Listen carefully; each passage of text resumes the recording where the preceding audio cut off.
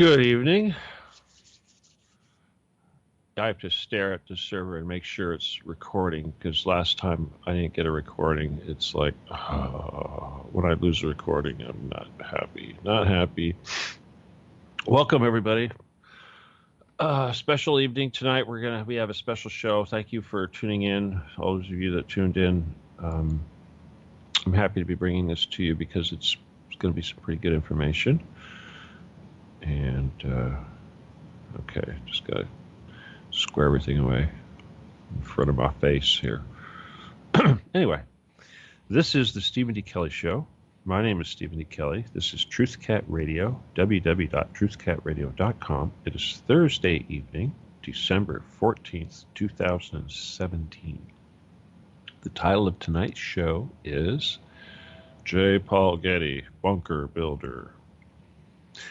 Now, if you're an old person like me, you'll remember the days back before, let's see, what computers, before we had guys like, what's his face, Bill Gates or Larry Ellison or any of these people that made money in computers and software and all that sort of thing, or Zuckerberg.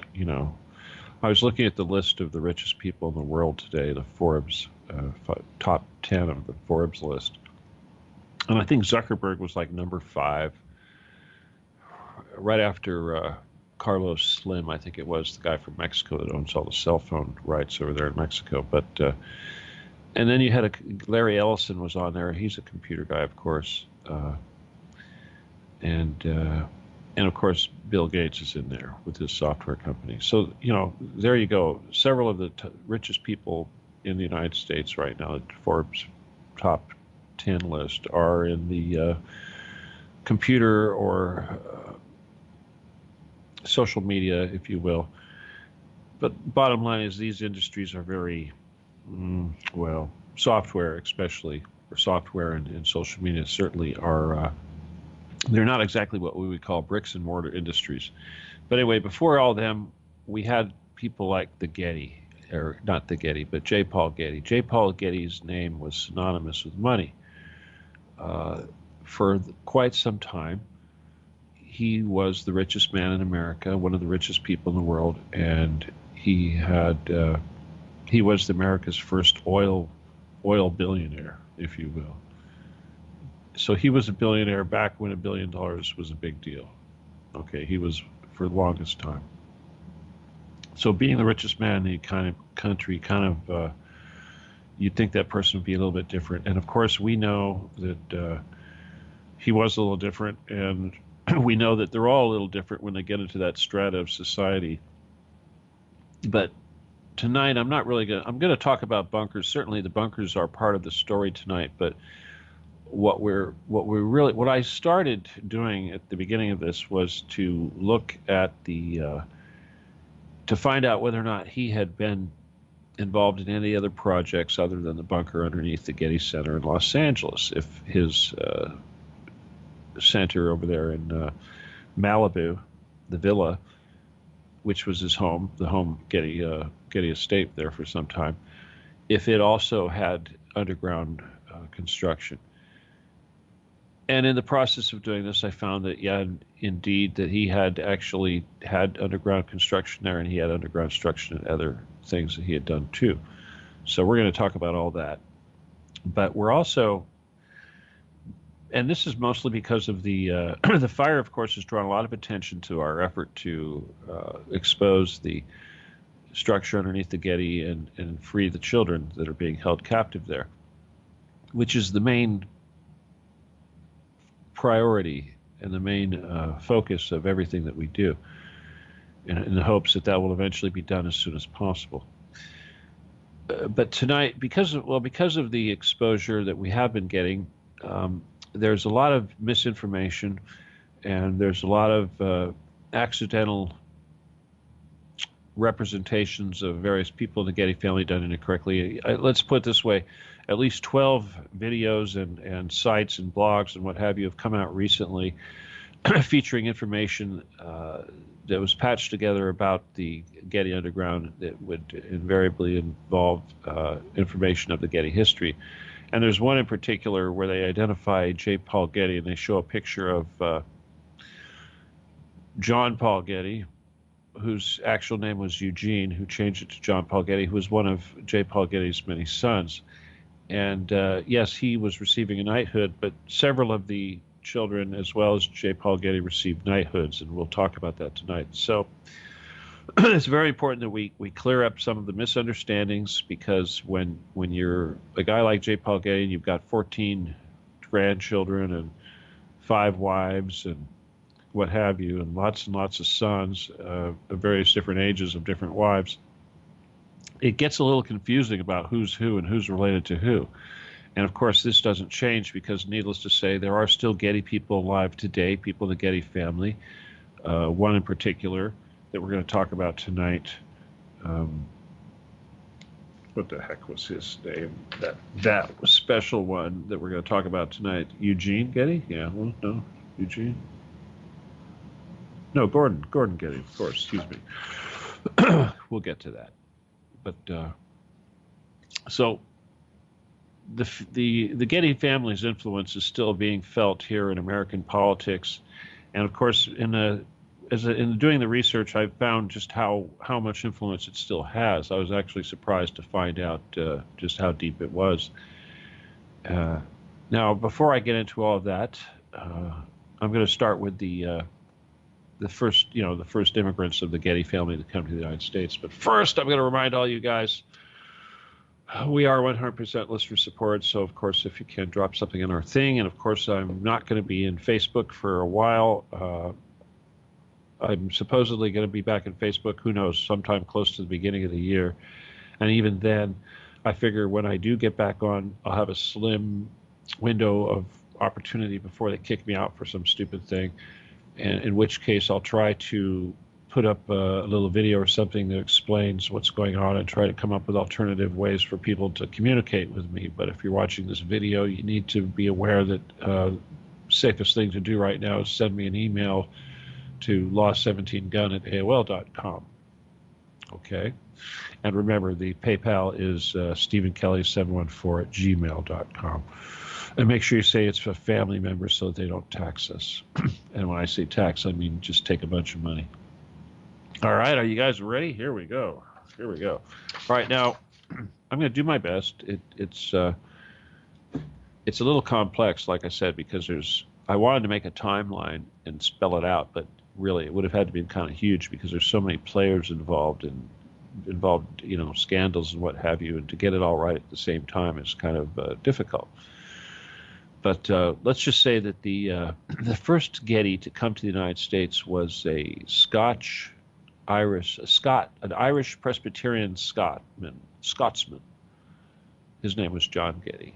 Okay.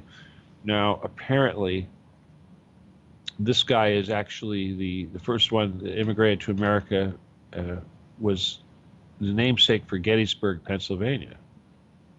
Okay. Now, there's also people that are claiming that Gettysburg was founded by the Getty family, and not, and not the single Getty, but rather the family. So this is interesting. I was unaware that they actually were responsible for Gettysburg. So it only makes sense, especially when you look at the interesting historical associations with Gettysburg. If you guys don't know what happened there. All right, so he had a grandson. His son was, oh, goodness gracious, it gets down to, he had a son who was named James Getty. And then that was 1861, I believe it was. And they had a son named George Franklin Getty that was born in 1855, okay, in Maryland. Okay, and this is J. Paul Getty's father now.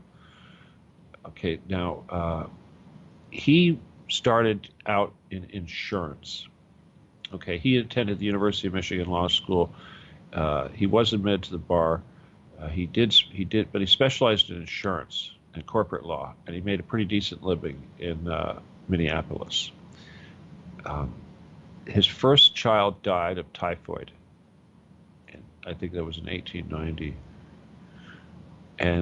But in 1892, they had a son, Jean-Paul Getty. Now, this is important, and this is confusing for a lot of people, but the protagonist in this story is J. Paul Getty, which is of course, the most famous Getty of the clan was J. Paul Getty. As you can see here, he's about 3 or 4,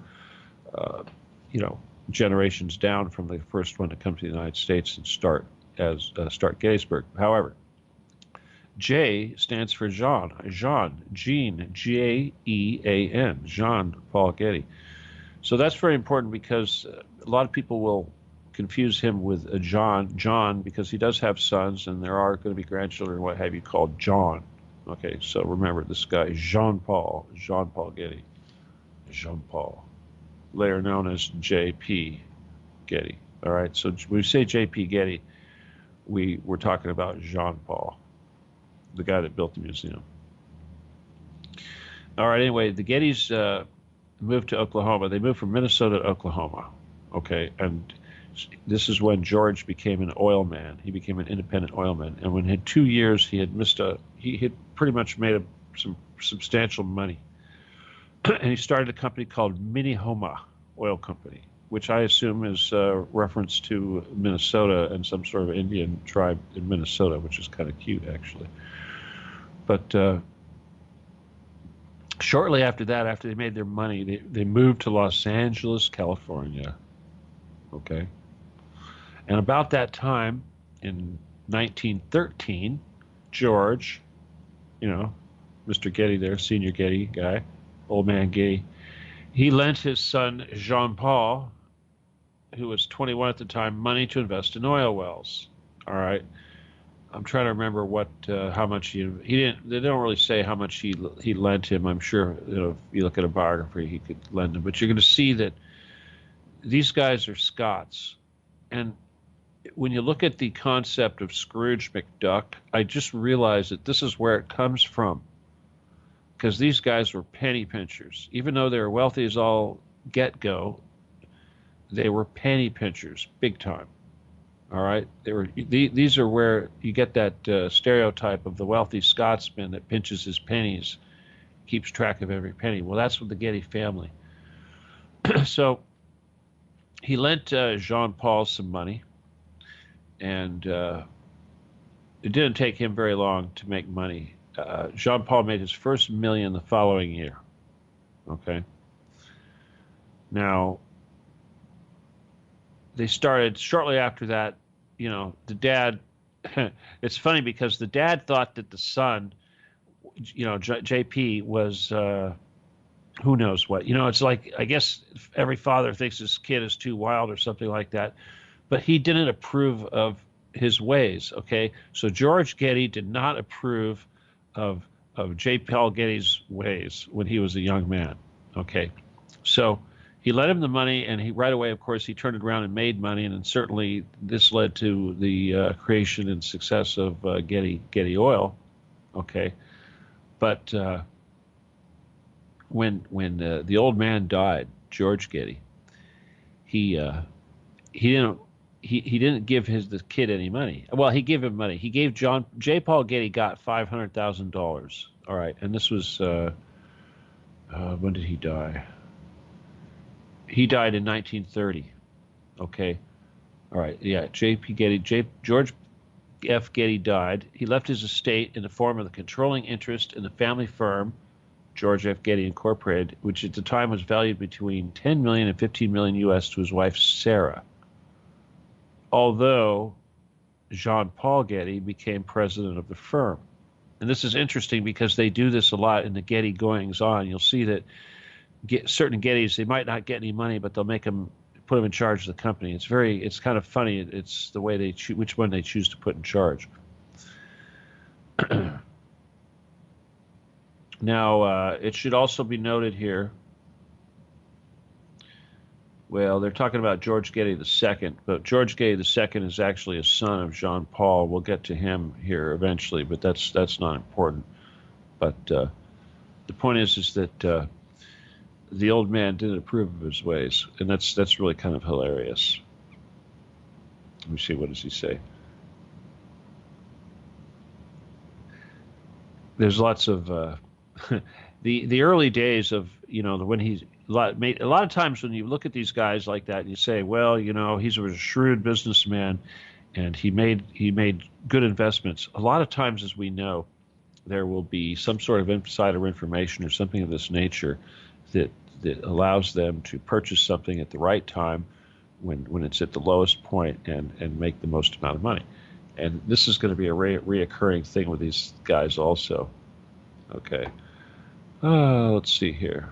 But anyway, we get to Jean-Paul Getty, who, of course, was born December 15th, 1892. He died June 6, 1976, but he was definitely a tight ass, okay? And a lot of times, you can look at a guy, you can measure his life in his wives, and certainly, like I said, he had 5 wives, but for the most part, like the first 4 wives, he would only be married to them for a couple of years. The first one he was married, let's see, what was it, 3 years?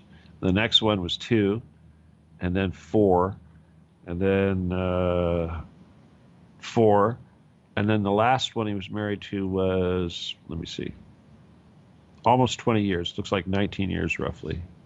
Of course, this was close to the time of his death too. So that's sort of interesting. And you're going to see also that a lot of what was going on, even though these children that he would have, these different wives, would grow up and play these different roles, you'll see that he was never around. Okay, he was always, he's a businessman. He's running around doing all these crazy things, right? I mean, being a businessman.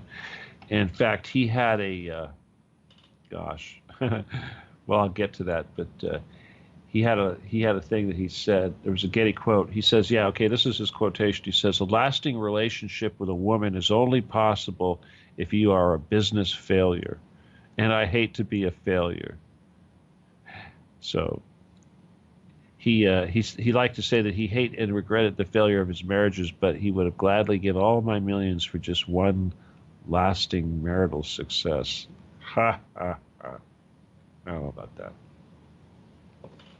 All right, well, before I get into his marriages, and this is kind of tricky. This is sort of where the timeline would have come in handy, because the Getty Oil Company and the wealth of Getty was built up over a string of financial successes. Obviously, he had the money that he had gotten from George with his $500,000 loan or whatever that he turned into, or his $5,000 inheritance.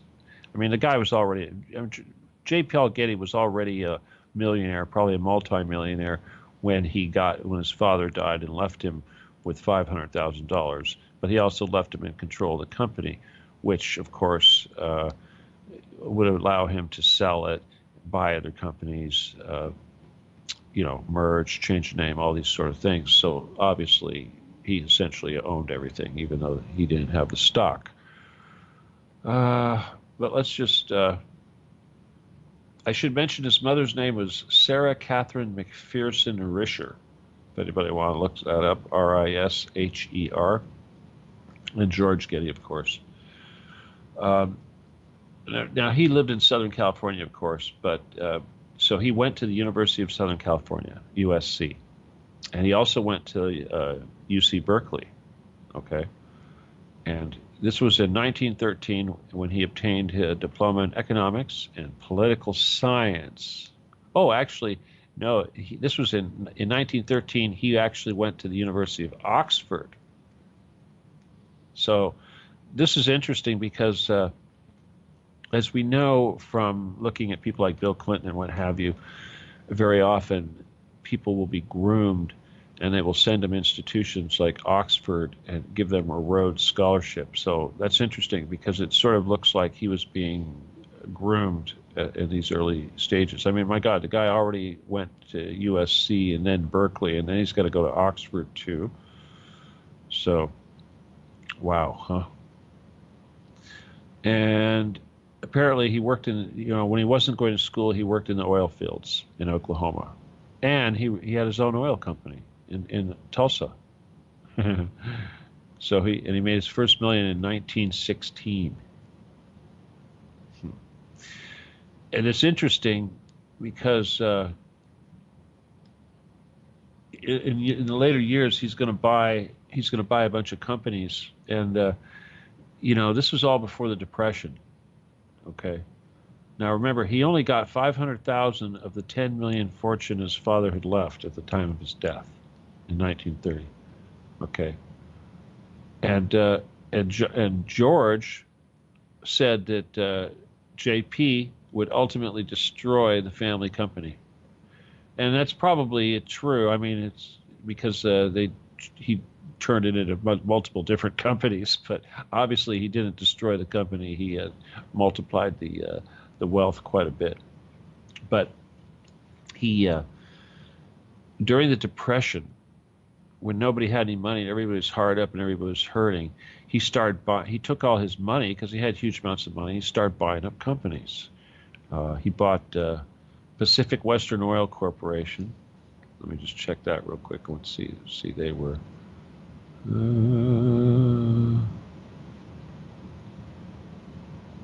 That was established in 22 and bought by them. That was in Fresno County, California. Okay, so he bought the land rights for a whole bunch of property in Fresno. He bought Tidewater Oil Company, which is interesting in its story in itself, because Tidewater Oil Company was, let's see, where were they? They were in New York. They're founded in New York, but they were all over. And eventually, let's see, it looks like Standard Oil and Exxon was very much involved in there. And they also were very famous for the Flying A label. If you guys remember the Flying A label, that was this company, Flying. It was bought out by Tidewater. Or let me see, last year's. Yeah, well, this was Phillips eventually got in control of that. Phillips 66, which is interesting. That was 1966. Getty sold it to them. I see. Okay, but that was one of the things. But there's one other company that was kind of interesting that they bought. Let me find it. And it's interesting because there's a connection to the bunker. And that is, let's see, where is it? Kelley Oil. SK, SK, Kelley Oil. Let me see. Yeah, Kelley Oil. No. Now, I'm not sure which one, if it was Tidewater or Kelley, but no, yeah, Kelley. Okay. Now, Kelley Oil, when he took over Kelley Oil, they had a lot of, it was actually a big brand back in, in a lot of parts of the country. They had a lot of franchises, and, they're very popular back in the day. But the point is let's see what else they have.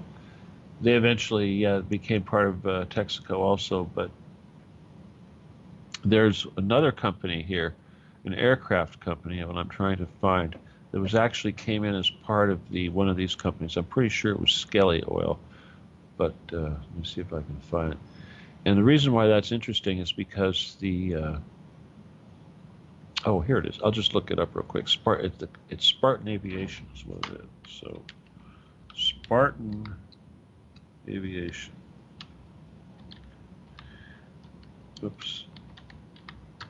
Okay. I'm pretty sure Spartan Aviation was in Oklahoma, and it was started by Kelley.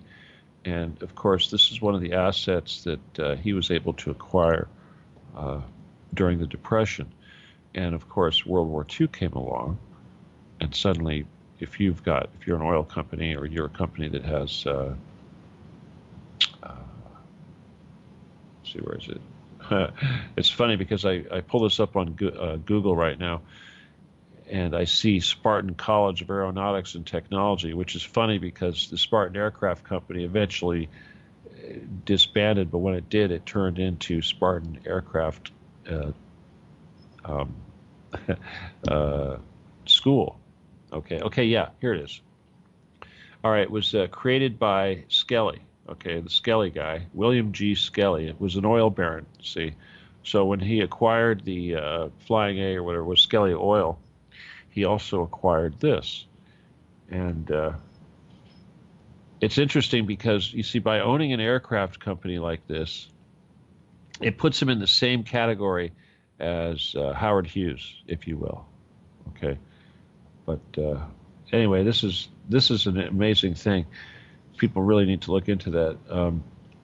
But Spartan, of course, made they made training aircraft. All right.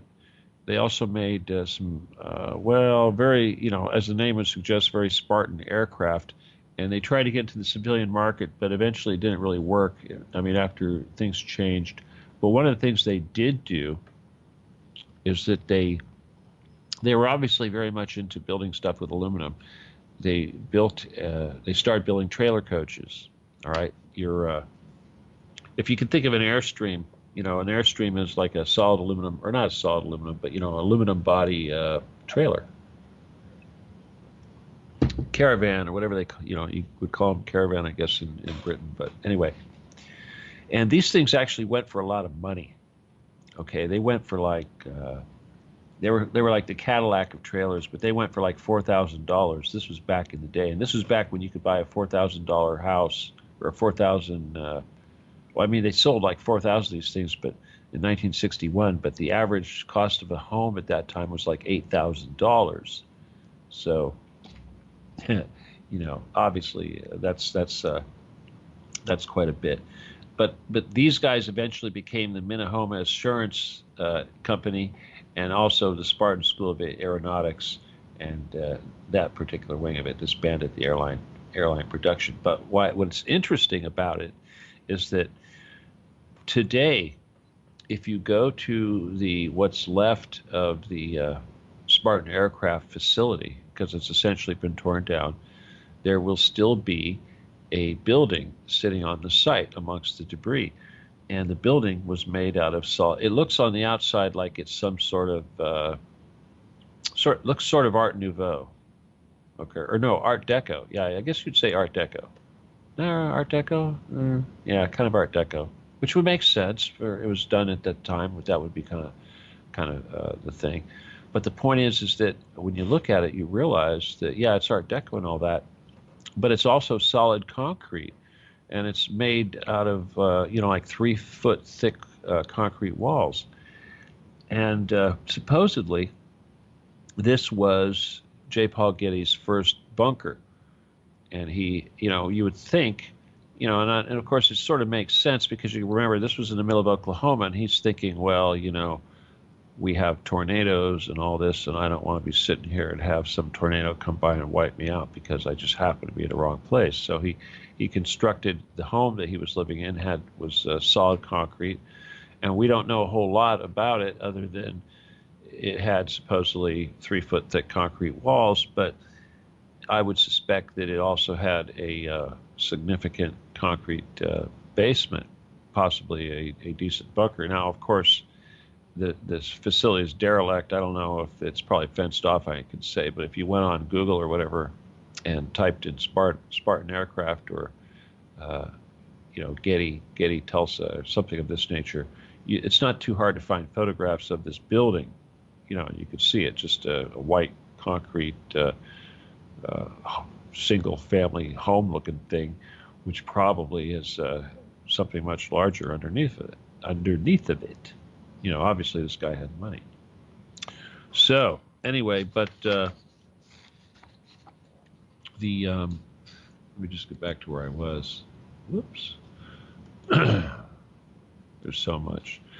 See, when this was going on, you remember, let me see, when he first got married was in 1923. Okay, so let's look at this here. He graduated from Berkeley, whatever, but in 1913. So it was 10 years after he graduated that he got married. And let me just see here. He had by 19. Let's see. His father died in 1930.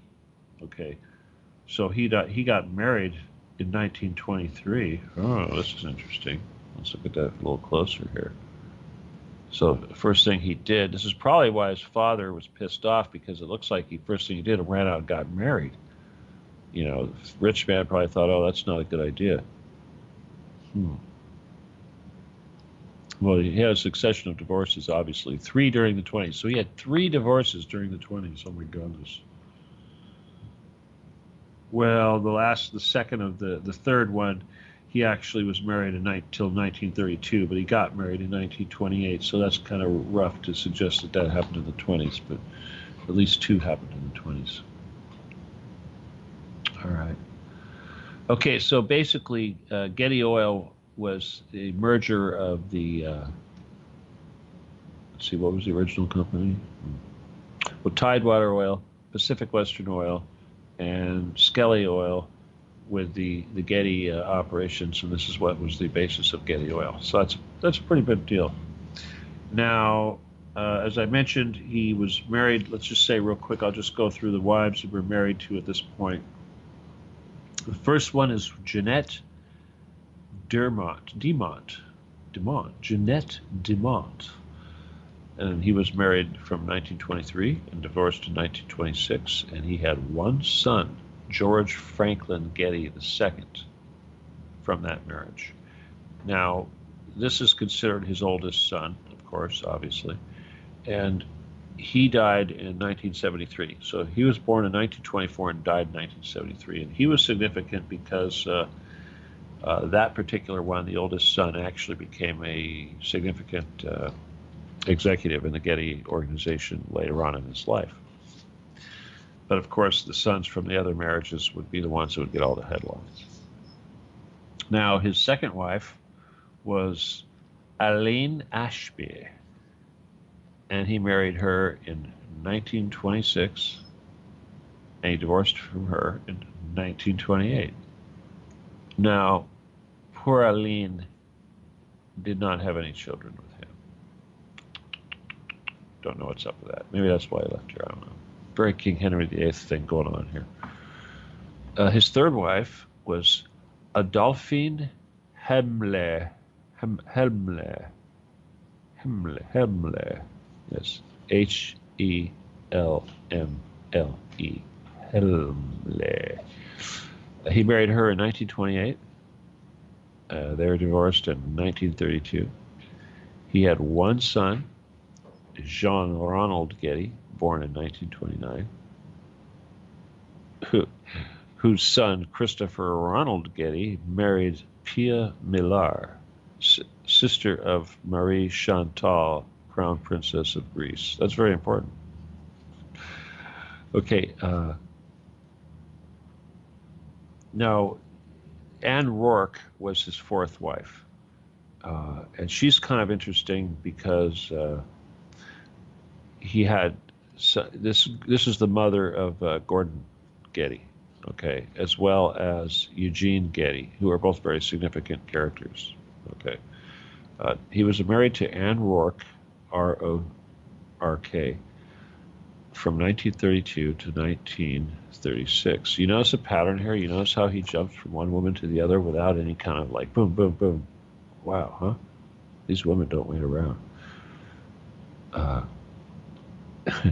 It should be mentioned, though, you know, I'm sure we'll get into it with some of these marriages. Like, for instance, if I talk about any one of these in particular, which I'm sure we will, you'll see that J. Paul Getty was one of the people who promoted the idea of a, the agreement that we have, prenuptial agreement, you know, obviously. The guy's an attorney, yeah. Okay, his final wife, of course, was Louise Dudley Teddy Lynch. They called her Teddy. She was married to him from 1939 to 1958, and she had one son, Timothy Ware Getty. Of course, poor Timothy unfortunately died of, he only lived to 12. Okay, 1946 to 1958. Yeah, he was only 12 years old when he died. Yeah. Let's see, when he was at age 99, let me just throw this out there, just a little extra little tidbit. His fifth wife, this is something that his fifth wife talked about, you know, a little scuttlebutt from his fifth wife. But this was when he was, J. Paul Getty was 99. This is in 2013. Wow. Oh, wait a minute. No, this is when his wife was 99. This was, I can't believe it was 1913. Anyway, she republished a memoir talking about how tight he was. And he scolded her for spending money too freely on treatment for, like, for instance, Timmy. He wasn't the greatest dad. Timmy had required treatment. He became blind from a brain tumor. This is the one that died at 12. And he used to bitch her out for spending too much money. And he when Timmy died at 12, Getty was living in England apart from them in the U.S., and he didn't even attend the funeral. And of course, Teddy divorced him after that. And she died in 2017 at the age of 103. Isn't that interesting? She must have died just recently. Wow. Amazing. Now, there's a lot, this is the thing. I'll tell you something. I had to look, because the stereotype, the Scrooge McDuck thing, the tightwad guy, this tight Scotchman, Presbyterian, whatever. It's almost like, you think he's a stereotype. You think of Jewish. He acts kind of like Jewish, but no, he was Presbyterian. But he was so tight that in his mansion, he had this big giant mansion in somewhere off of London, close to London. I think they called it Sutton Place. There it is. And this is one of the many houses. We'll talk about all the different places he lived, but there were so many people coming into the house, businessmen, contractors, what have you, people working, obviously there's money there. People are running around installing things. And they're constantly using the telephone. So he installed a payphone in his house. This is a incredible mansion. He installed a payphone, and he put locks on all the other phones, so only the people, the staff, would be able to open the little lock and use the telephone. I mean, this is the guy, the richest guy in the world, and he's bitching about people using his phone bill. Oh, the phone bills go through the roof. Well, apparently he had something to bitch about, because apparently the staff, or the workers, not necessarily the staff, but the laborers that would come in there doing various renovations and what have you, who knows, maybe even the gardeners, they'd get on the phone and they'd immediately start calling their girlfriends back in some third world country or something of this nature and ringing up these ridiculous phone bills. And these are back in the days, of course, when overseas phone calls were just ridiculously expensive. But anyway. But let me see. They talk about some of these phone calls that, like, was it Georgia, aunts and uncles in Caracas or Cape Town, and yeah, must have been pretty awful.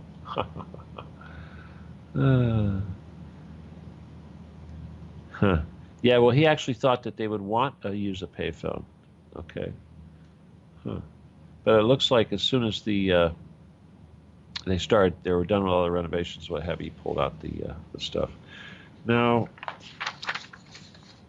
a lot of stuff happened while he was alive, of course. And, we talk about him being really tightwad. Okay. Yes, of course he was a tightwad. He really definitely got this from his father. So obviously, he had to make his own fortune, right? His father loaned him a little bit of money, which he turned around and created money with. And you're going to see that even his father has a pattern of it. The dad, J. Paul Getty has a pattern of it. And you're going to see that even people like Gordon Getty have a pattern of it, one of his sons. But with when he was married to Anne Rourke, he had two sons. One was Gordon Getty, of course, which was born in 1933, and the other was Eugene Getty, later to change his name to John Paul Getty, which confuses a lot of people, because when you see pictures, when you look up John Paul Getty, you get a picture of Eugene as opposed to Jean Paul Getty. So you got to be careful of that. Eugene is actually pretty colorful and had a lot of impact on the 60s culture, and we'll talk about him. But before we talk about him, Well, actually, I guess we'll talk about Eugene first. Yeah. All right. Well, you'll talk about Eugene before we get to Gordon. But okay, Eugene was born in 1932, and apparently he died in 2003. But he was quite a partier. Okay, he was a little bit of a hippie. If you look at the Getty boys, most of them, you kind of notice that they have kind of unruly curly hair, which was interesting. And John Paul Getty didn't have that, of course. His hair was very neat and combed back and what have you. But if you look at the other Gettys, and even the one that's alive today, Gordon, I mean, he's a very old man now, of course, but he's got these, I want to call it a fro, but pretty wild, crazy hair. But Eugene was no different. Now, Eugene was actually married to a couple of different women. One of them was named Abigail, and another one was named Talitha Pole. And the Talitha was actually a famous one. She was like a very famous 60s model. We'll talk about her, but first we're going to talk about Abigail, because with Abigail, he had two children. One was John Paul Getty III. I'm pretty sure they call him Andrew. I'm not sure, but yeah, John Paul Getty. We'll just call him John Paul Getty III. Yeah, that's his name, John Paul Getty III. Now, John Paul Getty III was. He also had another brother, Mark Getty, who's starred Getty Images. But John Paul Getty III was the one that was kidnapped when he was 16. Now, if you look at the pictures, the early pictures of this kid or his father back in those days, they were pretty wild. There was drug use going on. This was in the 60s. This was free sex, all that sort of thing going on. The kid was actually kidnapped in 1973. But you remember the father, though, of course, he was, he had a lot of money, and he was running around Europe and doing Italy and what have you, and London, and living a very wild jet set life. When you look at the pictures of these guys, you see them, at events like film festivals and what have you, and hanging out with the rich and famous, which you would expect. So when the 16-year-old kid, he had a little bit too much freedom, probably. He certainly wasn't protected enough. He was probably certainly getting high. When you look at these pictures of him, you'd think that he's a spoiled brat that's probably high on drugs, drunk, who knows what. And of course, he's got the crazy hair, which is kind of a common with these Gettys.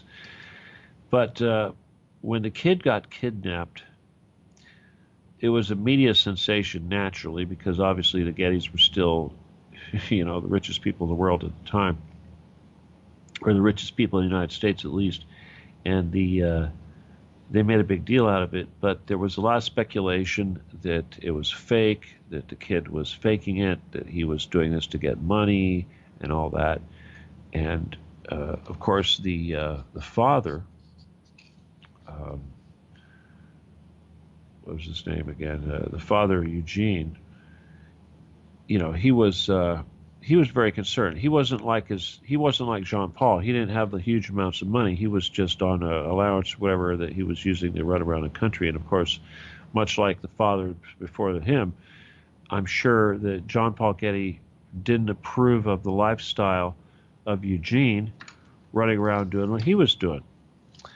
And so when Eugene comes up and says, "Oh my God, my son's been kidnapped," he didn't really want to give it a whole lot of priority. Now, it turns out that the people that did the kidnapping, in reality, I can't really pronounce the name very well, but it's called Ndrangheta. Okay, there's supposed to be, I guess, the J sound in there. Ndrangheta. Okay, somebody will probably correct me, but anyway, this particular mafia, if you will, is an Italian mafia, very similar to the Sicilian mafia, but not connected. Actually operates separately from the Sicilian mafia, but almost with the same amount of power. I don't know how much what their power base is nowadays, but back then they were a significant player. And they were the ones responsible for kidnapping the kid. Now, their original demand was for $17 million, okay, and U.S., of course, to guarantee the kid's safe return. Now, needless to say, Eugene didn't have the money. He tried to get it from his dad, John Paul. JP didn't want to give him any money. He said, nah, this is fake, blah, blah, blah. And he wanted to negotiate the whole thing. Now, this is interesting because there's a movie coming out now called All the Money in the World. And we want to check this thing and see exactly how they portray him, because I'm going to assume that the role of Jean Paul Getty, first of all, was being played by, what was it, the pedophile guy, Kevin Spacey. And they replaced him with the new actor. Let me see, what is his name? Anyway, they replaced him with another actor, a very good actor, actually. But the point is we can expect that in this movie they're going to try to portray this guy as actually caring about this grandchild. And we're probably going to see the grandchild acting like a total brat and everything else, and what have you. But the point is that of the $17 million that they originally wanted, he kept negotiating and negotiating, and they cut off one of the kid's ears. And if you remember, that was a big deal when they did that. However, there was a strike going on in Italy. The Italian postal workers were on strike, so there was a 3-week delay before this ear made its way to Eugene, who I'm assuming. I'm sure he didn't share it with his father, who was probably somewhere else. But the point is that by the time the ears showed up, it was probably disgusting. It was very ripe. It had been in this transit for quite a while. Well, they basically said, if we don't get the money in 10 days, we're going to send you the other ear. We're going to keep sending the guy in little bits. And finally, after a bunch of negotiation, they reduced their demands down to $3 million. Okay, $3 million. They went from $17 million, but he negotiated it down to like $3 million. And this is probably what they're going to make the movie all about. They're going to celebrate his ability to negotiate and get the damn people are cutting ears off down to $3 million. Once they got down to $3 million, he said that he was able to take $2.2 million and give that to Eugene, because that was the maximum amount that he could deduct from his taxes. It would be tax deductible. Okay, and then he lent the remaining $800,000 at 4% interest. Okay, so he was totally tight. He said, "Okay, here's the $3 million, but you're going to pay on $800,000 of it. You owe me 4% interest." So. Anyway, shortly after that, the kid was found, and unfortunately, the trauma that the kid went through was really horrendous, and it would take a toll on his life eventually. We'll talk about that. But what's important right now is that when the kid was set free, the first thing he wanted to do was call up his grandfather and thank him for paying the ransom. But his grandfather refused to come to the phone. Now, they're going to have to put this in the movie. How are they going to not put that in the movie? How are they not going to? Christopher Plummer's got the guy playing J. Paul Getty. But the guy is in Italy. They found him at a gas station. He's got his ear chopped off. He'd been held captive for several months, and the first thing he wants to do is call J. Paul Getty, and the guy doesn't want to take the phone. He ignored the phone call. Kind of a dick. Anyway, the kid was permanently affected by the trauma, and he became a drug addict.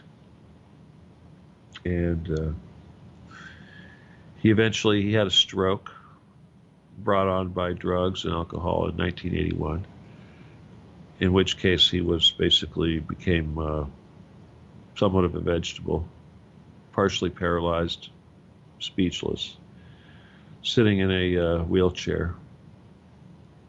And he was paralyzed for the rest of his life. And he died 30 years later on February 5th, 2011, at the age of 54.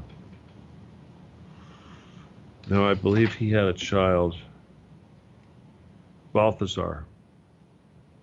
He had a son, Balthazar, who was born in 1975. Now, Balthazar is kind of interesting because Balthazar is actually in several modern TV productions. I don't know which ones they are right now. I think he was actually had a role in Forrest Gump. He had a couple different roles. I'm not going to look him up right now, but maybe when I get into looking at Eugene, I can tell you a little bit more about Balthazar. But anyway, those were the children. Now, let's just talk a little bit more about Eugene. In fact, let me just pull him up here, because the thing about Eugene, is that, and I only want to really talk about Eugene because he made a kind of an impression on the 60s, if you will. All right, here we go. And he's still, he was also knighted. He was also, obviously knighted.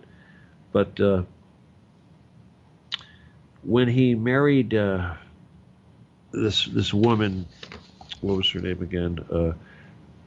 Talitha Pole. Now, Talitha Pole was kind of an icon of the 60s. And she was also very famous in modeling. She's beautiful, of course, but and I believe she was, she looked like a white woman, of course, but she was from Morocco. And back in the day, of course, Morocco was, like Crosby, Stills, Nash and Young. I think they write a song where they talk about Morocco. Let me see, what is it? Probably not going to be able. Well, I could go and look at his wife and I'd get all kinds of story. Well, there it is. Okay, she was actually a Dutch actress. Okay, but she was. There's a photograph of them. Here it is, on a rooftop in Marrakesh, Morocco, and let's see. Of course, that is where that song is involved, the Marrakesh song. That when was it? Crosby, Stills, Nash and Young make the mention of Marrakesh. This is where this comes from. And the thing is that even after his life, you'll see that these guys lived very, very well. And his home in Britain or whatever, I think he lived in, he actually did live in Morocco, and they built a fabulous estate in Morocco. And of course, it was built around this whole concept of what you would call it, Moroccan hideaway. Very, very, very nice. There's lots of photos of it because back in the day, everything these guys did was in all the magazines, all the fashion magazines and what have you. In fact, even today, I just saw today the home of Gordon Getty and his wife, Anne, I think her name is also being shown in these fashion magazines. And you're going to see that they've all got these incredible amount of art in their collections. It's ridiculous. It's really wild. But if you look at Eugene, who changed his name, of course, to Sir John Paul Getty, he did get a knighthood. He eventually got a knighthood. But when they first gave it to him, they gave him the title of Sir. He wasn't American. He wasn't a citizen of England. Okay, but he did move to England, and that became his full-time home eventually. And eventually, he was granted a citizenship. And at that point, he was able to start calling himself whatever. And the Queen actually made a comment about it, something that was like saying it was okay. It was like, oh, you can what she says. There's a couple of things here. Like, okay, here's the thing. Margaret Thatcher said something. Okay, in 1976, of course, is when J. Paul Getty died, and Eugene here fell into depression and drug addiction, and he checked himself into a London clinic in 1984, where he received a visit from then Prime Minister Thatcher to thank him for large donations to the National Gallery, where she reportedly helped to speed his recovery by telling him, "My dear Mr. Getty, we mustn't let things get us down, must we? We'll have you out of here as soon as possible." Anyway, apparently this cheered him up, and he had quite a comeback. But he was such a, you see, this is the thing, is that he didn't really do anything. You'll see a lot of things with these Getty guys, these children of the Gettys, is that they don't really do anything. Very few of them, like this guy here, he wanted to put all his money in artwork, and he liked sports. He was very much into cricket. He wanted to invest money into cricket. He donated over 140 million pounds to various artistic, cultural causes. All right, and he received his knighthood in 79, but he couldn't use the title of Sir until 97, when he was granted British citizenship. And he immediately renounced his U.S. nationality. What a dick. And that's when the Queen reportedly commented, "Now you can use your title. That's nice." Oh, aren't they lovely people? Lovely, lovely people. I don't really want to get too much to his sons because, of course, J. Paul is still alive. But one of the things about J. Paul Getty, of course, is that he definitely spent a lot of time in London. Okay. And or off London. But he had a home, his Sutton place that I can't remember, it was really huge where he lived. And he also, of course, had the Getty Villa in Los Angeles. And this, a lot of the reasons for that was because, the situation with his wives. He'd live in London and he'd have his wives living in Malibu or wherever. But I found out that when he was in London, he used to entertain a lot of people like sheikhs and what have you, and the Rothschilds were also very, very popular. He spent a lot of time entertaining the Rothschilds, which is pretty telling, of course. But I should mention, though, that, and this is kind of important, I left this out, but in 1949, Getty paid Ibn Saud, one of the original Saudi royals, $9.5 million in cash and $1 million a year for a 60-year concession to a tract of barren land near the border of Saudi Arabia and Kuwait, which is kind of weird. I thought it was across the water from each other. But anyway, no oil have ever been discovered there, and none appeared for at least 4 years until after he invested the money. And he spent about $30 million, too, on this thing. But from 1953 onward, that property produced 16 million barrels a year, which obviously made him a lot of money. And that's the real reason why he became the richest man in the world at the time, was because of that right there. Now, remember, there's a lot of stuff. He didn't just own oil. He also, let's see, what else did he own here? He owned, they had Getty Oil Associates, and they had, they also had, Pacific Western Oil Corporation, Mission Corporation, Mission Development Company, Tidewater Oil, Kelley Oil, Mexican Seaboard Oil, Petroleum Corporation of America, Spartan Aircraft, Spartan Cafeteria Company, Minnehoma Insurance Company, Minnehoma Financial Company, the Pierre Hotel, 5th Avenue and 60th Street, New York City, The Pierre Marquis Hotel at Revolcadero Beach near Acapulco, Mexico. Wow, check that out, huh? A 15th century palace and nearby castle at Ladispoli on the coast, northwest coast of Rome. And of course, there's the Malibu Ranch home and Sutton Palace, which is a 72-room mansion near Guildford, Surrey, 35 miles from London. But he moved to Britain in the 50s, and he was Mr. England, which is funny, because it's like they aspire for the royalty thing. But, the Sutton place was a 16th century two-door estate. And that's where he hung out with the British royalty and the Rothschild family and his Arab buddies, Arabian friends, and numerous rulers of Middle Eastern countries.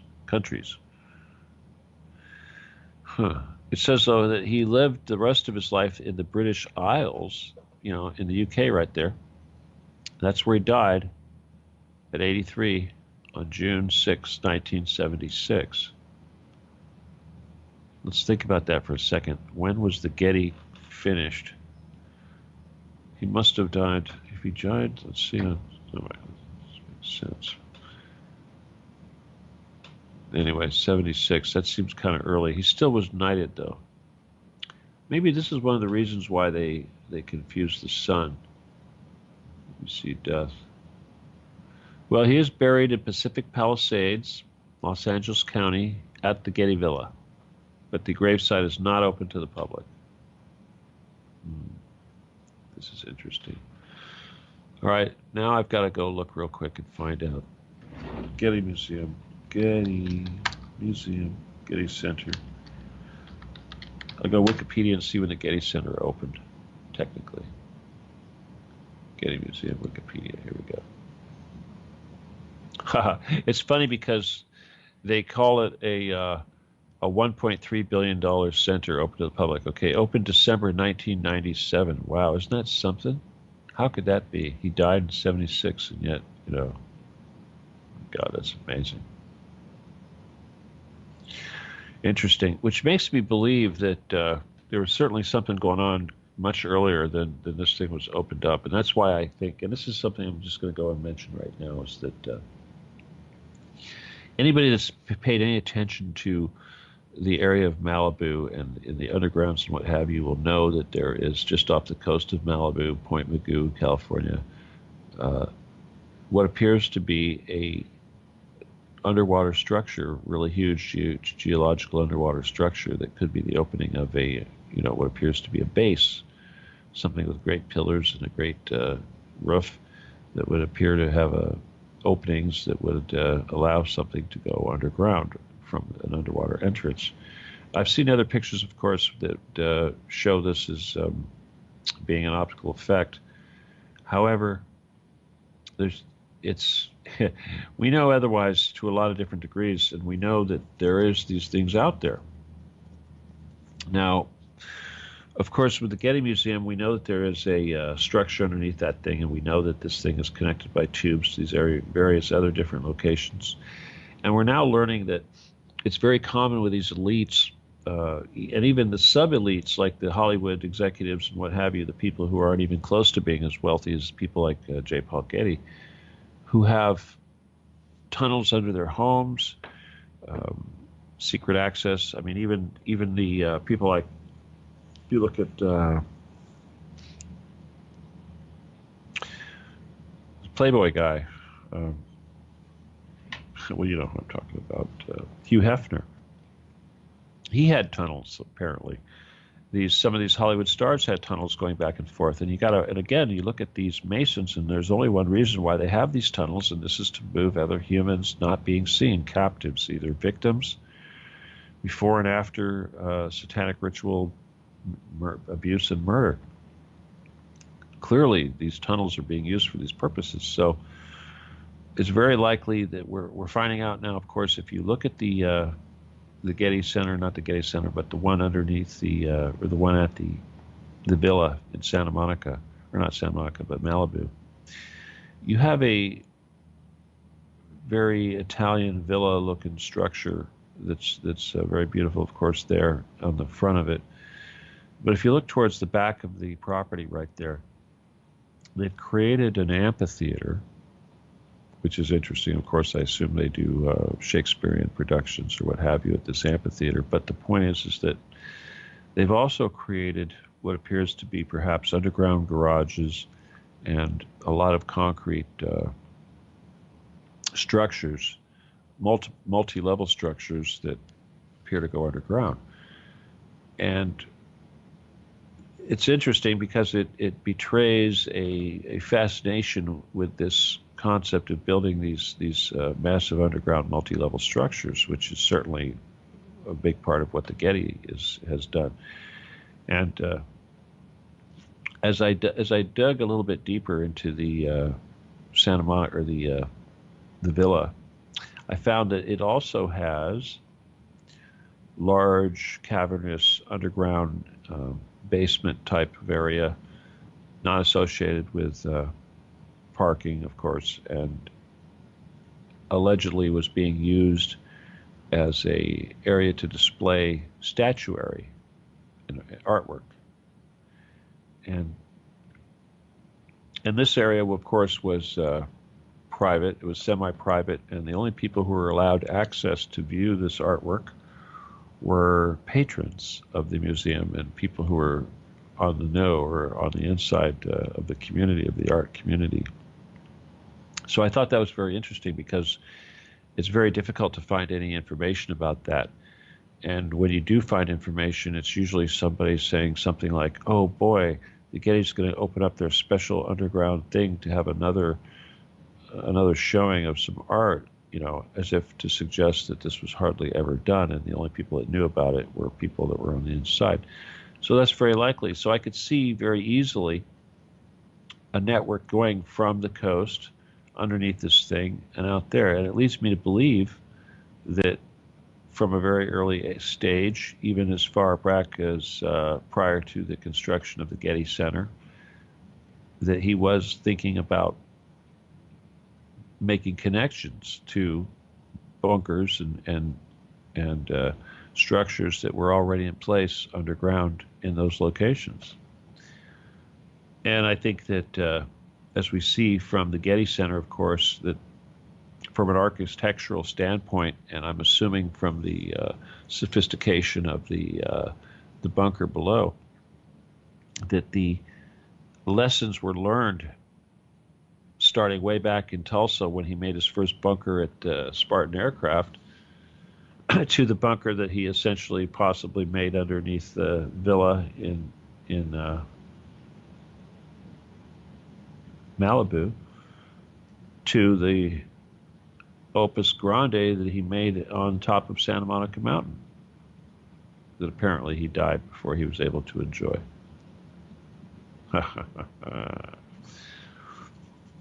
Now,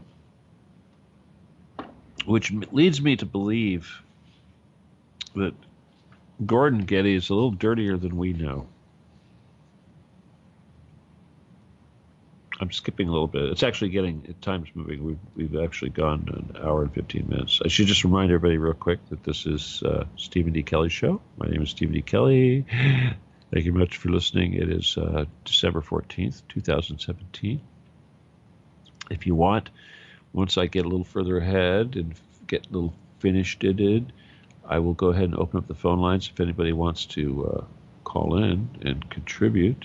Let me just check and see. Oh, wow, we got a lot of listeners. I want to welcome everybody out there listening here real quick. Wow, what's this person who just tuned in 2 seconds ago? Gosh, you missed so much, guy. Anyway, all right. I'm going to get into Gordon Getty a little bit. All right, let's just suffice it to say that we know that J. Paul Getty was a character. We know he had 5 wives.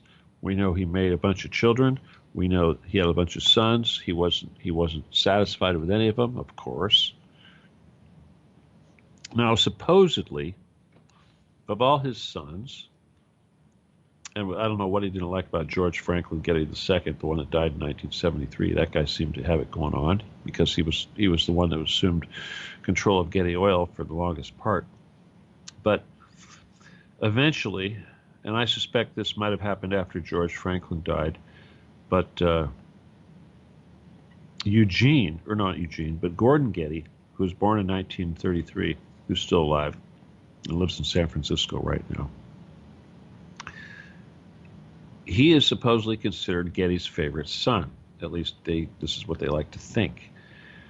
And now Gordon Getty, of course, had no business sense. A lot of people, they look at Gordon Getty and they think, they say a lot of crappy things, but this is typical. And if you look at Gordon Getty, of course, he's got that mop top, that curly head of hair, just like all of them had. And he looks kind of like a crazy man. And the thing is about Gordon Getty is if you look at what he's most known for now, it's music. He's a composer. He put a lot of money or a lot of time into classical music or whatever, and composing and what have you. Which is interesting because Eugene, Getty did the same thing. But gosh, there's so much that happened with Gordon. But the thing is about Gordon is that, well, here, let me just pull up some stuff on Gordon here. Gordon, what a character. Oh, well, I'll just give you some details. Okay. He was born December 20th, 1934, and he was born in San Francisco, which is interesting. They list him as a composer and a businessman, although we know he wasn't a very good businessman. But they say that he was the favorite of his father after the death of his half-brother. Wait a minute, half-brother? Oh, okay, the half-brother, of course, would have been George Franklin.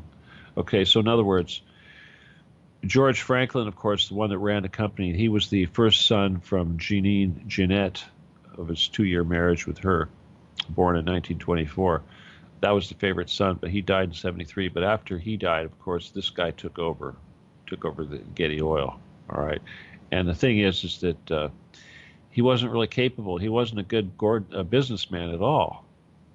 In fact, he used to sit in the board meetings with his eyes closed when they'd be doing Getty Oil board meetings. It's pretty funny, actually. But the thing is about Gordon Getty, though, is that he well, he had a relationship. Well, let's just say that he did a couple things. He sold Getty Oil after his father died. After J. Paul Getty died in '76, he eventually sold Getty Oil in 1980. All right, but at the time that J. Paul Getty died, the Getty Oil was only worth about $2 billion. Okay, and bear in mind that Phillips 66, all these other companies had tried to buy it, and he didn't sell, and everybody thought he was a complete idiot. But he did sell in the 80s, which is kind of interesting because we had a crash. If you guys remember, there was an economic crash back then. But he sold it to Texaco for $10.1 billion. Now, some people think that was, obviously he made a lot of money. Okay, it was shrewd. It was a very shrewd thing. But at the same time, it was an accident. Okay, it was an accident. He wasn't a great businessman. It was an accident.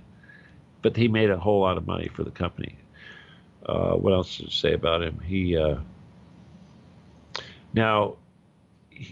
Gavin Newsom, we talk about Gavin Newsom and his connection to Gavin Newsom. That came through William Newsom.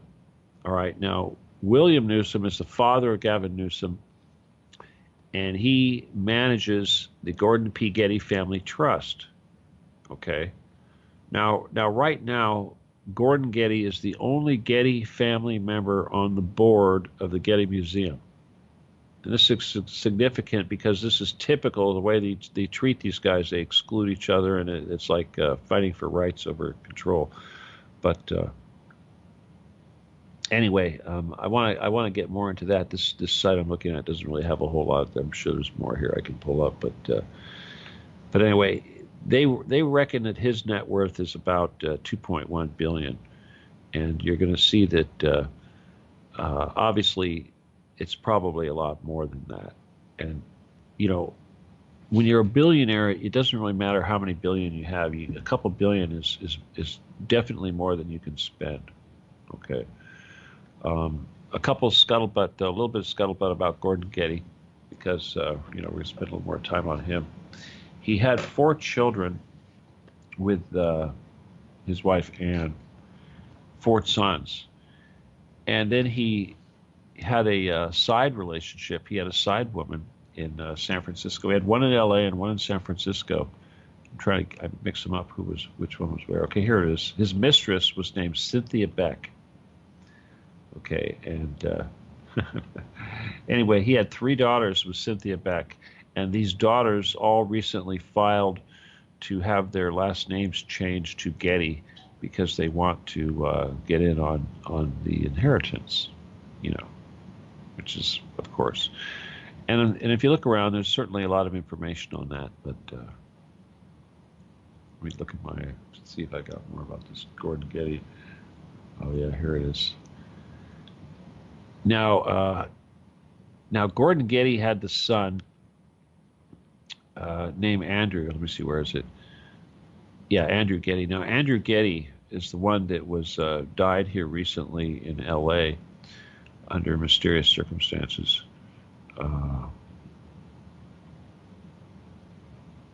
It's a very unfortunate story about him. But I just want to say is that Andrew. Well, let me see. What can I tell you about Andrew? Okay, he was addicted to train wrecks. Andrew. He was a really young man. Okay, but he was doing speed. Okay, and let's see. When did he die? He died. No, they don't really talk about it. Okay, he died in 2015. All right, there was some confusion about this because I saw that one of the things that's going around the internet right now talking about the Getty was listing this as having just happened recently. And I suspect the reason why the confusion exists is because the details of the death are just now becoming public.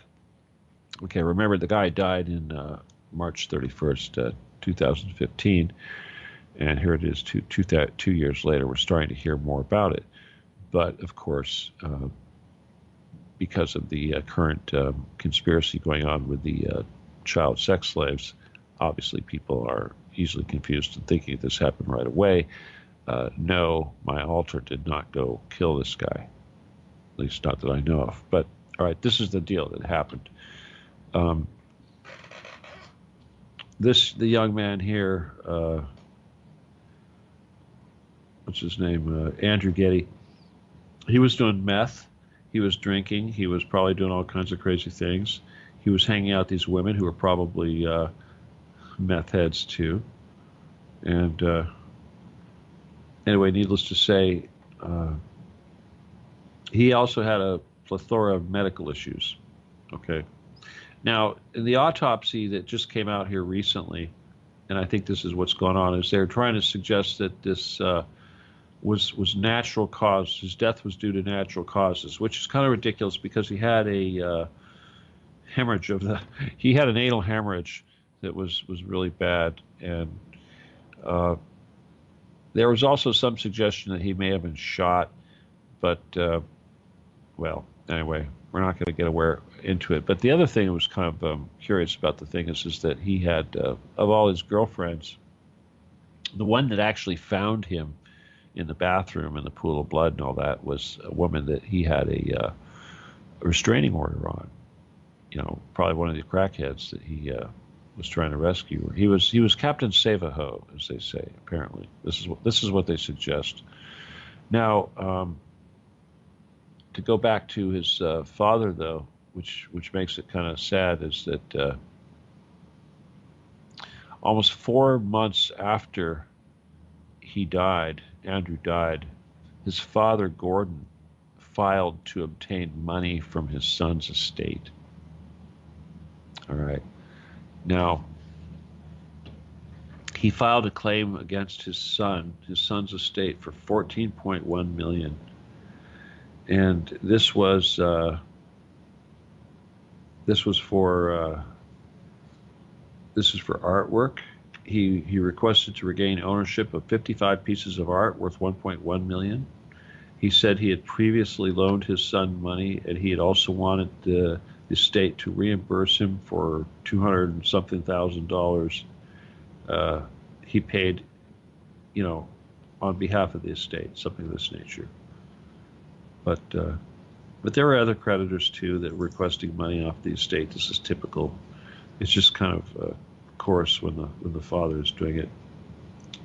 But anyway, apparently the toxicology reporter, what the coroner said was that the 47-year-old heir died of gastrointestinal hemorrhage, acute meth intoxication, heart disease, and duodenal ulcers.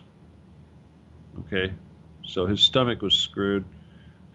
Heart disease, oh my God, I can only imagine why. Acute meth intoxication, which means he was like a ridiculous meth head. Now, the gastrointestinal hemorrhaging, the bleeding out of his rear end, obviously everyone says this is because of perverse sex practices, and we don't know. We don't know if his girlfriend was using a strap-on with him or what, but who knows, right? But anyway, the guy did not like to be alone, and he was always surrounded by beautiful women whom he dated or were his friends. And but obviously with the people like to say that the family was cursed. The Getty family was cursed, and this is just a long line of examples of that.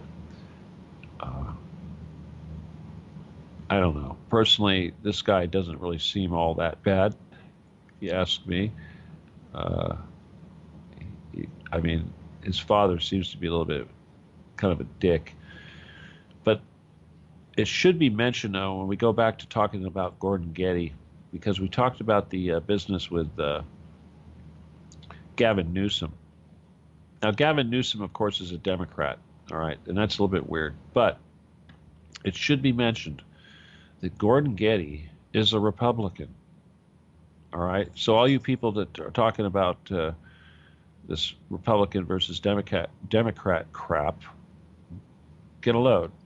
First of all, as a Republican and as a billionaire and as one of the richest men in the United States, he is a strong supporter and contributor of Nancy Pelosi, John Kerry, Willie Brown, Gavin Newsom. Now, Gordon Getty has a son. Actually, he has several sons, of course. As I mentioned, he has 4 sons. Gordon Peter Getty, Andrew Rourke Getty, who I think died in 2015. William Paul Getty. Oh, yeah, Andrew, of course, died. He was the one with the anal bleeding. And John Gilbert Getty, who's an aspiring rock musician, which is interesting. Now, John Paul Getty, son number 3, is a restaurateur and business partner of Gavin Newsom. So apparently what we're learning is that the money that's flowing into Gavin Newsom's campaign and all that's supporting Gavin Newsom is actually coming from Gavin Newsom's father, who is the actual friend of Gordon Getty. So it's going down through the father. And the father, of course, is the one that manages the Gordon Getty Foundation. Okay. Dun, dun, dun. All right, so anyway, let's see what else can I tell you about these guys. We talked about Marrakesh Express. Yeah. Well, Gordon Getty, of course, is still in the news. He's trying to, he does actually have an interest in other products. I learned there's other corporations he has a interest in. Price Pfister, the faucet company, he has an interest in them, a significant interest. There's some other big business he has. Oh, yeah, a Quickset Lock Company. He apparently owns them, too, which is interesting because when I grew up in Anaheim, Quickset was a major employer where I lived. Quite a few places like that. What else can I tell you about Gordon? Yeah, that is about the gist of it. So anyway, wow, that took about an hour and a half. What more can I tell you about this stuff other than it would appear that Gordon is a little more involved than we know, and it should be mentioned that this winery that he's involved in, I think they call it Osset Winery. This is definitely where there's possibly some things going on. We don't know, but if there's anyone that would like to be involved now, if you guys want to call in, now's a good time. Let me just look and see who's there. I hope you guys enjoyed it so far. Let me look and see. Yeah, there's quite a few people there. All right, who wants to call in? All right, 714-958-3125. 714-598-3125. If you have any questions, I'm ready. Yeah, I'm just looking at these things. But yeah, so the Gettysburg connection, that was bizarre. The different sons of of course, Gordon is the interesting one. Eugene, he did die, like I said. But it's interesting that most of these guys, like Balthazar, who's in acting, and there's another one here. When Eugene married Talitha Paul, they had a child. And of course, being the hippies that they were, they named this child Tara Gramophone Galaxy Getty. And she was born in 1968. Now, from what I understand, she's now calling herself Tara Getty. I don't blame her. But anyway, that's pretty crazy. All right, come on. Who wants to call in, you guys? Let me know if you enjoyed the show, huh? What else can I tell you here? Oh yeah, the petition, as of right now, this second, has. Let me just pull it up here. 377 signatures. Obviously, that's not very good. We need a lot more. We have how many days have we got left? We have until December 31st, 2017 to get this done. So it is the 14th today, people. Okay? We're almost halfway through this thing, and we've only got that many. Now, the only thing that I could say that's good about this is that we have, at this rate, we should get more. We got 377, where the previous petition only got 316. So, of course, I would be happy to see it go beyond 616, but, come on, people, really? Oh, look at that. The kitty cat's underneath me. Too bad I don't have the camera on. She always comes around when I don't have the camera on. I get her to say hello. Yeah, she might complain if she decides that she wants to get down. Anyway, so that is a big deal. Okay. Now, obviously, also not being on Facebook is a problem. The last time I did a show, of course, it's not recorded. Recording failed. I'm upset about. But I put out a call for people to help me out with the Facebook issue. All right. So that means if you're able to hook me up in such a way that I can get beyond these. Well, I need profiles, okay? I need people to create profiles that I can use to get in there and post things and get around these bans. I need people that are able to become administrators on various pages. Oh, all right, we got our first call. Let's see who this is. Who's all talking to me? Why is somebody talking to me? All right. Okay, 270. Who's this? Hello, sir. This is Jonathan. Hi, Jonathan. How's it going? Pretty good. I just funny how synchronicity has been happening lately, and I turned 33 on the 11th, so there's a lot of symbology going on in my life, and I'm just, how you kind of cultivate with different channels. and the web of knowledge kind of spreads, and you get the seeds, the plant. Totally. I know it's Yeah, crazy, well, huh? yeah. I found you like a week ago, and I can't believe with all the intel you've been given since that presentation in 2013. I'm former military myself. I was just a former pet dog in the 3rd Infantry Division back in '05. So I just. So, hey, do you Yeah, feel betrayed a little bit, kind of? I feel more duped than anything else. I know. That's how I felt, man. I felt kind of crushed, because I'm still a patriot, I'm still total God bless America and everything, the whole 9 yards, right? But man, when I found out just how bad we were, that hurt, you know. I didn't want to know that we were bad guys. That crushed me. Can I share with you? I had a talk with one of my buddies that moved to Alaska, and he actually ended up, when I got out, ended up being a sniper and lived the whole American shooter the thing in real life. And I asked him, what's the one emotion that you could describe to feel what we did over in Iraq? And he paused for about 7 seconds and goes, guilt. Guilt. And I thought it was the perfect word. It really was. Guilt. An emotion. You know what?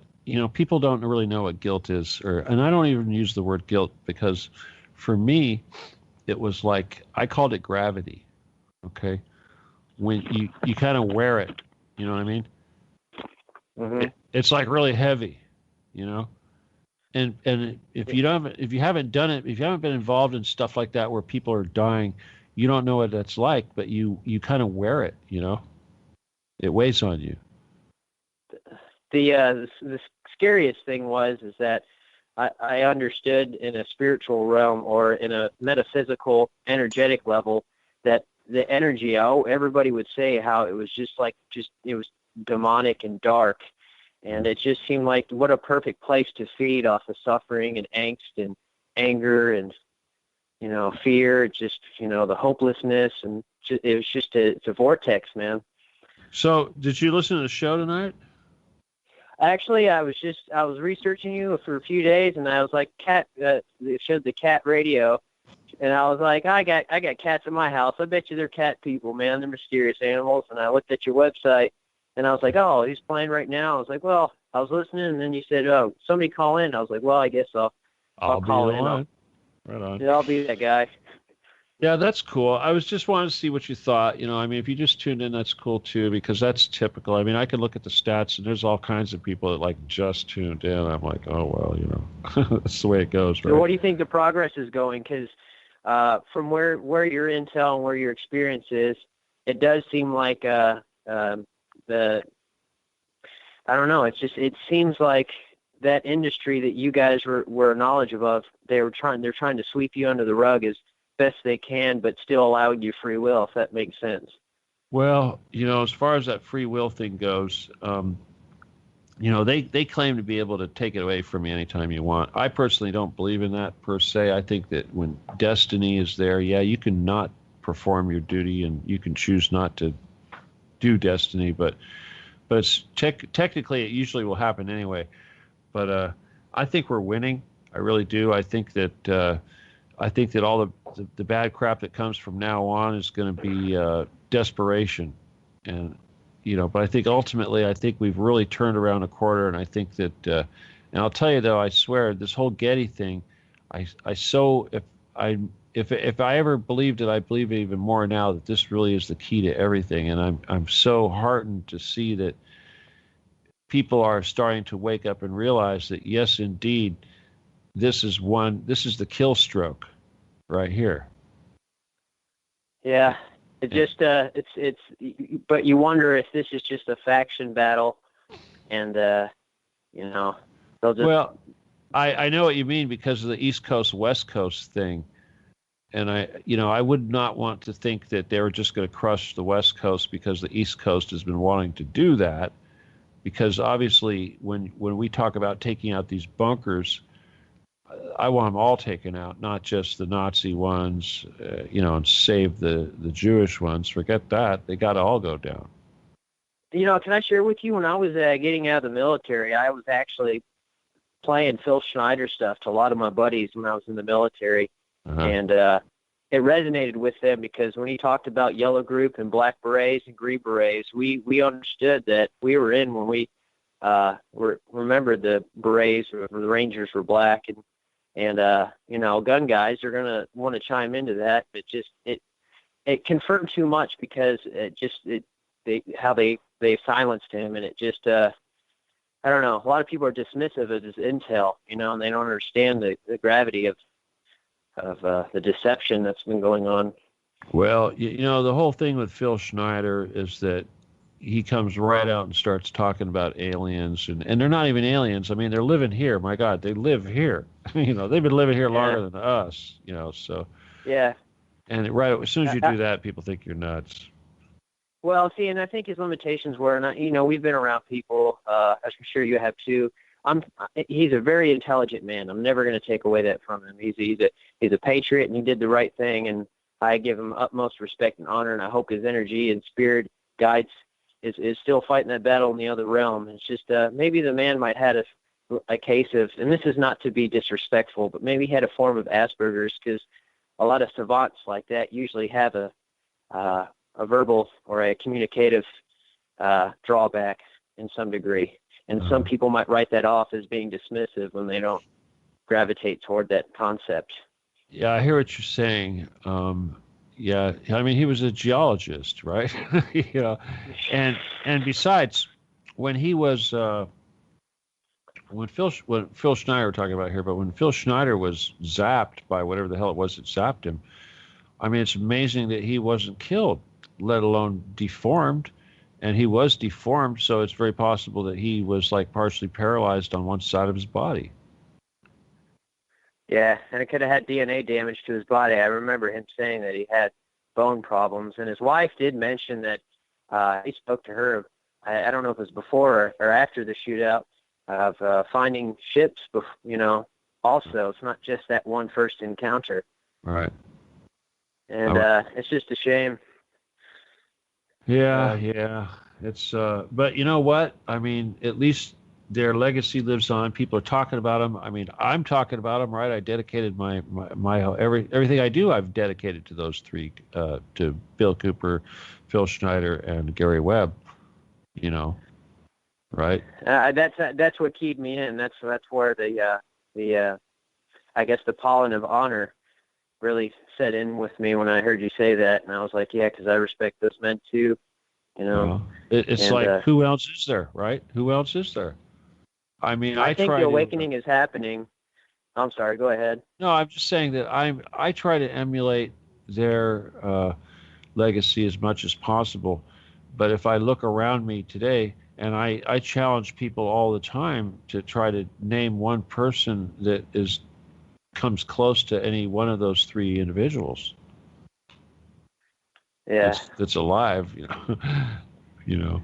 I think the virtue that we experience, that we have a hard time to mold with in our physical body, is patience. I think you know, we want to see the awakening happen in our time to see our work completed, but I think you know, sometimes it's a slow ripple, you know, and we want it to hurry up and get to us. Yeah, I agree. And sometimes, though, when you realize just how fleeting our lives are, and you see how big the job is and how long this mission's been going on, it makes you feel really small, huh?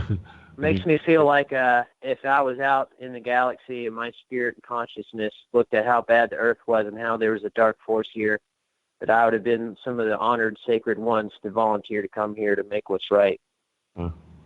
Well, that's a pretty humbling thing to think about, isn't it? And we're really seeing that right now, coming down. I'll tell you, yeah, though, I think so. I mean, I really believe that the galaxy, if you will, is cheering us on right now. It's pretty. These are very exciting times. But can I I don't know what kind of callers you got and stuff, but go ahead. I wanted to I had a very vivid experience, and some people are dismissive on the element DMT, but when I got out of the military, I actually experienced it, and it changed me so much for the better. How many times did you do it? I think I did it.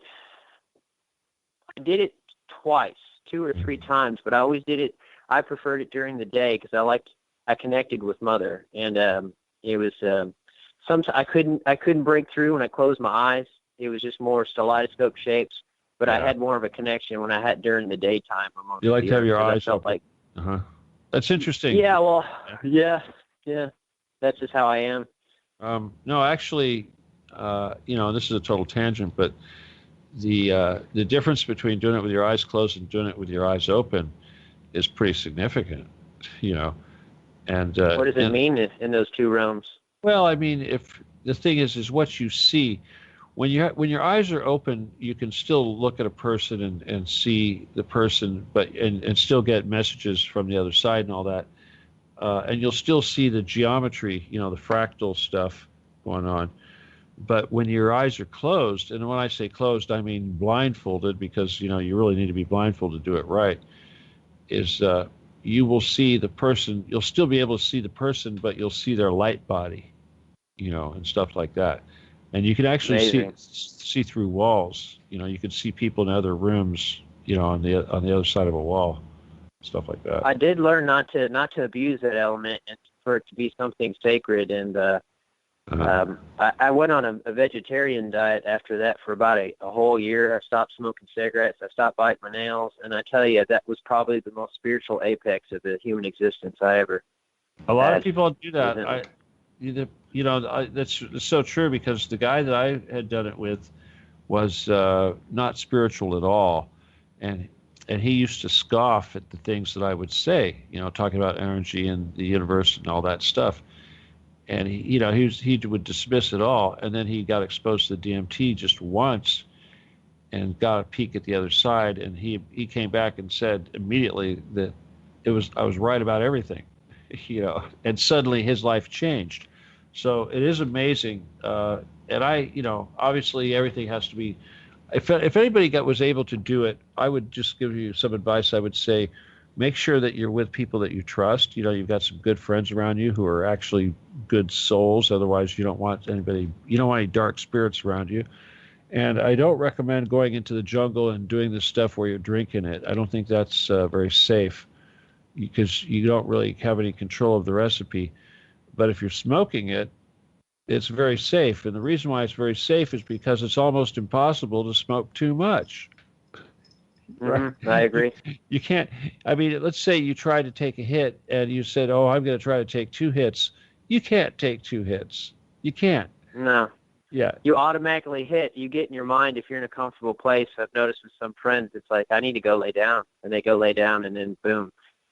Well, I would do it like usually I'd be like sitting on a bed or something. I mean, that's the safest thing. Can I share some of my I don't want to call it ritual because it's not like that. It's just experience. Go ahead.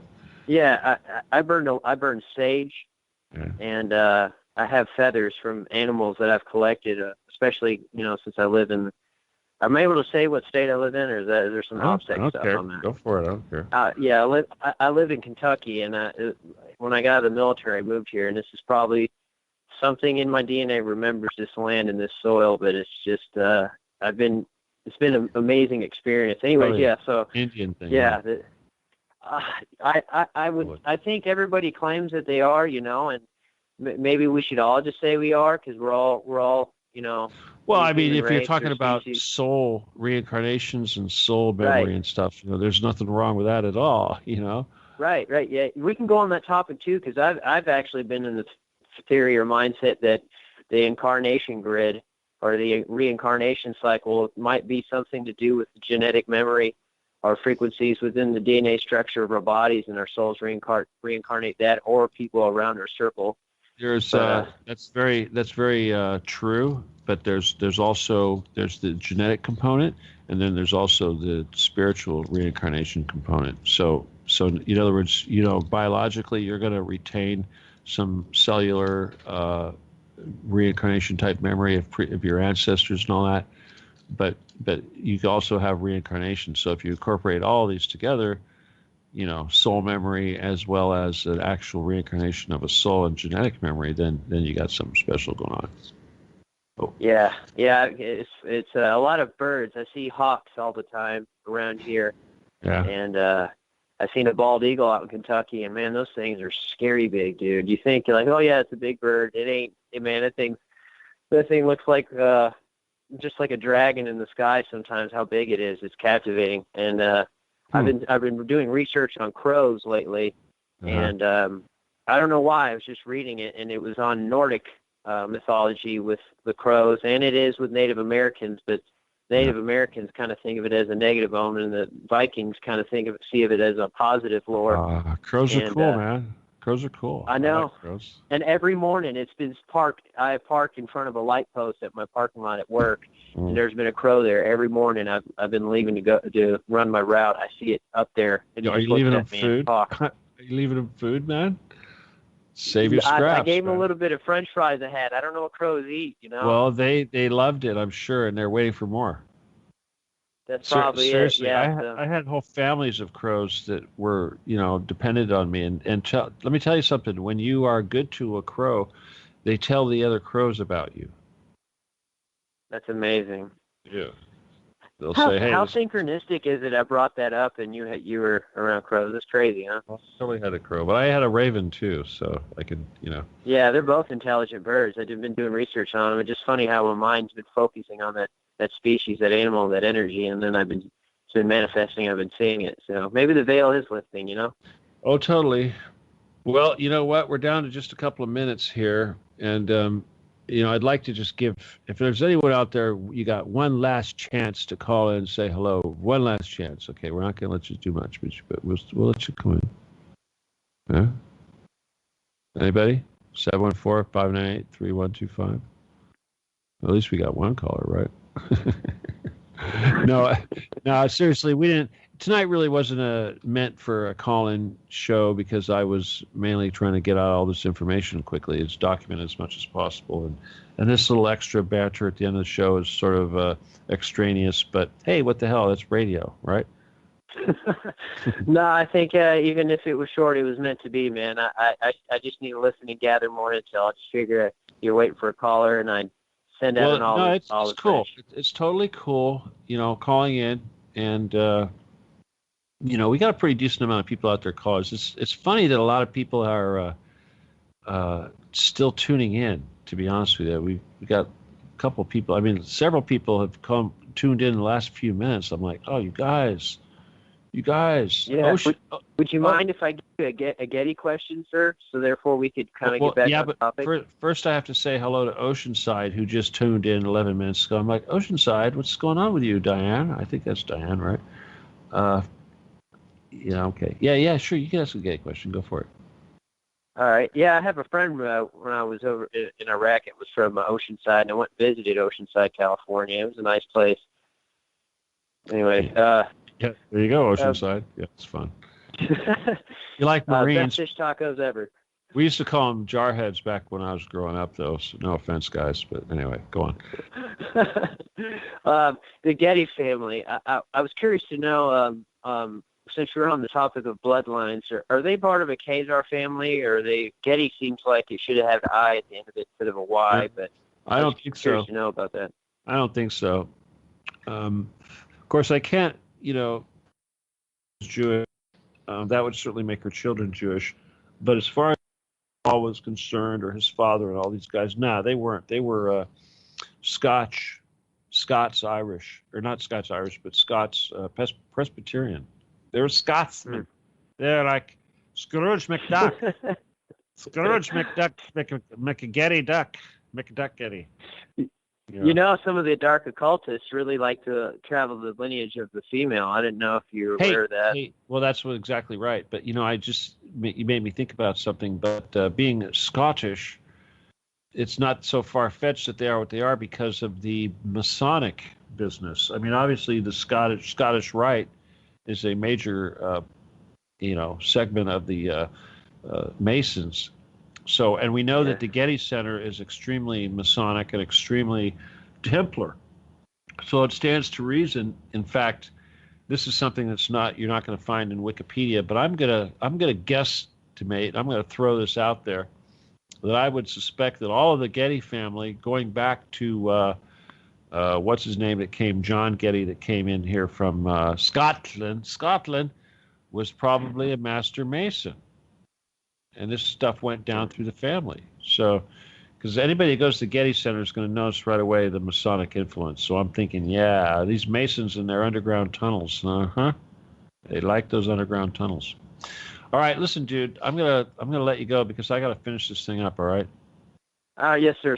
Sorry. You have a good night, man. Sorry. Listen to you. Sorry. What's sorry for? What are you sorrying for? You're right. I probably you shouldn't. You beat a for being a pest. Yeah, you're a pest. No, get out. I shouldn't assume nothing, right? Yeah, whatever. I'm kidding. All right, man. Well, you have a good night, brother. All right, hey, I'll listen. hit you up another time. You can call in another time, but we have other shows too. You're welcome to call in, but like I said, I'm just going to give this to you for your benefit as well as anyone else that's listening. But like I said, I'm in Facebook jail, and even if I've got my 5,000 people on Facebook, I can't add anyone else. But you guys have got to join all of the Truth Cat Radio pages on Facebook, and you got to you got to write down my damn email. And if you need to talk to me because I can't communicate with you, you need to send that email to lost17gun@aol.com. All right, and don't forget to send money. Dude, you got any money? No, kidding. Yeah. I'm looking at these listeners. It's fun when I have a lot of listeners, to be honest with you. I'm looking at... Oh, did you hang up? I didn't hang up on you. You must have hung up yourself. Yeah, he hung up. All right. Anyway, dude, thanks for calling in. You probably thought I was rambling, so it was a good time to go. But, yeah, people, we'll get through this. And I, to be honest with you, it really pisses me off being stuck out of Facebook, but I'm dealing with it because I know that we're winning. All right. So please continue to help me out, and please continue to help out Truth Cat Radio, and please continue to look for ways that you can help out in the effort. I do hope that you enjoyed the product that I tried to put out tonight, and I hope you all learned something beyond what you already knew. Okay. And like I said, it will be interesting to compare this to the movie that's due to be coming out here pretty soon and see if they're augmenting reality in any significant ways. And you know damn well they're going to do that. They're going to try to make J. Paul Getty look like a nice guy. They'll see if they show the payphone or the locks on the phone in his estate. Should be interesting to see. Probably not. All right. Anyway.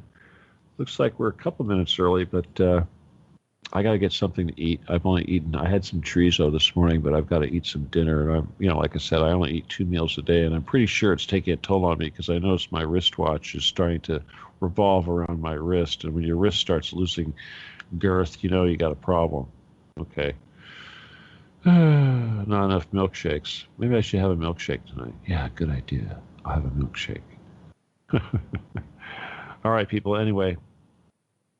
This was the Stephen D. Kelley Show. And my name is Stephen D. Kelley. And it is Thursday, still Thursday here where I'm at, December 14th, 2017. Pretty much a minute before the top of the hour. And I'm sorry if you feel like I cheated you because I played extra music. But, oh, well, I'm sorry, guys. I'll make it up to you. Okay, I promise.